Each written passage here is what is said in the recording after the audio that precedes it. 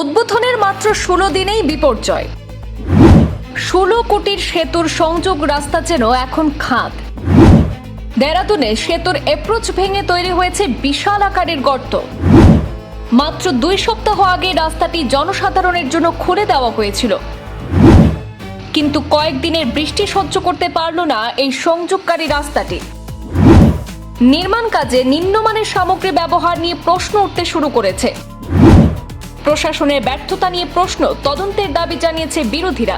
উত্তরাখণ্ডের রাজধানী দেরাদুনে কয়েক কোটি টাকায় নির্মিত সেতুর সংযোগকারী রাস্তায় ধস। প্রবল বৃষ্টিতে ধস নেমে বিরাট গর্ত তৈরি হয়েছে। টন্স নদীর ওপর 16 কোটি টাকা ব্যয়ে নির্মিত এই সংযোগকারী রাস্তাটি প্রেমনগর নন্দাকি চৌকের কাছে জাতীয় মহাসড়কের সঙ্গে যুক্ত। মাত্র 2 সপ্তাহ আগে এই রাস্তাটি জনসাধারণের জন্য খুলে দেওয়া হয়েছিল, কিন্তু কয়েকদিনের বৃষ্টি সহ্য করতে পারল না।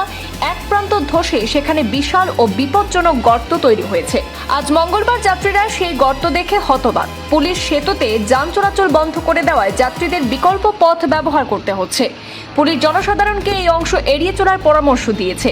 নির্মাণ কাজে নিম্নমানের সামগ্রী ব্যবহার নিয়ে প্রশ্ন উঠতে শুরু করেছে। জনগণ এই প্রকল্পের সঙ্গে জড়িত ঠিকাদার এবং পূর্ত বিভাগের আধিকারিকদের বিরুদ্ধে বিস্তারিত তদন্তেরও দাবি জানিয়েছে। ক্ষতিগ্রস্ত রাস্তাটি মেরামতের কাজও ইতিমধ্যে শুরু হয়েছে বলে জানিয়েছেন জেলা প্রশাসনের পক্ষ থেকে। অন্যদিকে সেতুর একাংশে ক্ষতি হওয়ার ঘটনায় প্রতিবাদে বিক্ষোভে নেমেছে কংগ্রেসও। প্রকল্পে গুরুতর গাফিলতি হয়েছে বলে অভিযোগ করেছে কংগ্রেস। সরকারের কাছে জবাবদিহি দাবি করেছে বিরোধীরা। প্রকল্পটির নির্মাণ কাজ নিয়ে তদন্তের দাবি জানানো হয়।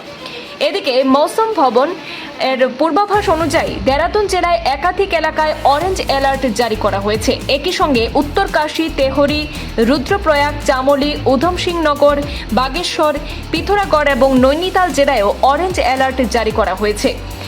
আবহাওয়া দপ্তর বজ্রপাত এবং ভারী থেকে অতি ভারী বৃষ্টিরও সতর্কতা জারি করেছে বলে জানানো হয়েছে। ব্যুরো রিপোর্ট, পূর্বাঞ্চল প্রতিদিন।